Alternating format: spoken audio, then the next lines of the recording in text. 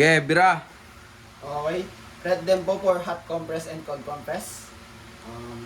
First po is verify the patient kung siya po ba talaga yung gagawin natin. And next po is review the doctor's order.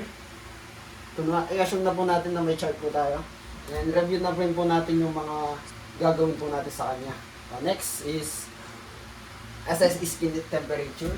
Kung mainit po ba siya or malamig. Kung mainit po siya is cold compress, and kung mainit naman po is kung malamig naman po is hot compress. The next po is inspect wounds. Kung may mga sugat po siya na contraindicated po sa paggagawin po natin ng hot and cold compress. Next po is assess the vital signs and mobility. Kung nakakagalaw pa po si patient or yung mga i-assess po natin siya kung nakakagalaw pa po siya or ano pa po yung mga kaya niya pong gawin.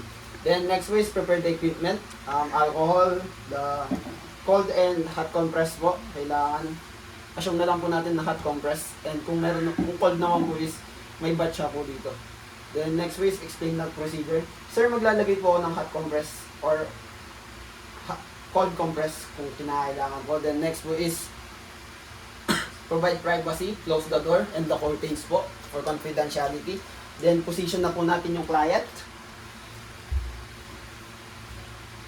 Okay, sir, comfortable ka na ba, sir? Okay. Next one is hand hygiene to prevent cross-contamination.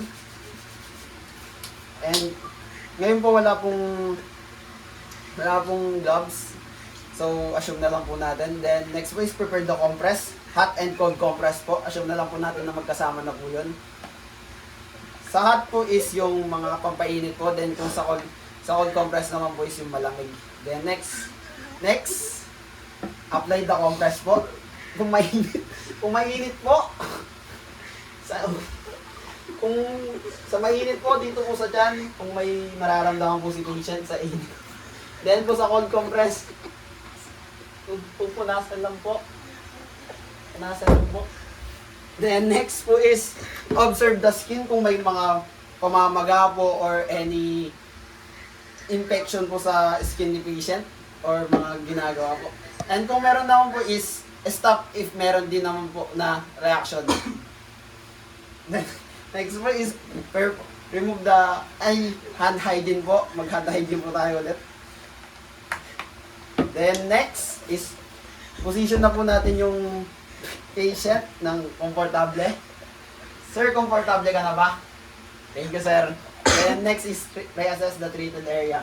Kung maayos po yung therapy na ginawa natin sa patient natin. Then next way is document na po natin yung ginawa natin for patient sa doctor or physician. Thank you po. Tawa ka ng tawa to.